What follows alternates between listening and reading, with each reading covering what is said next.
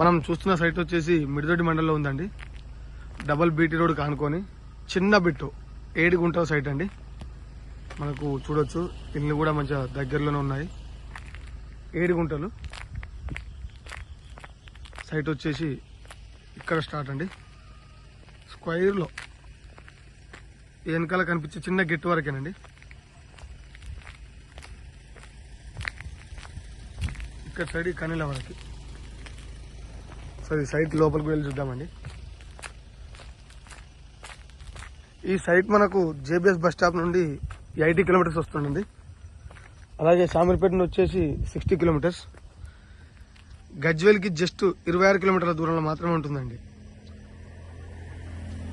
మంచి స్క్వైర్లో 7 గుంటల సైట్ అండి.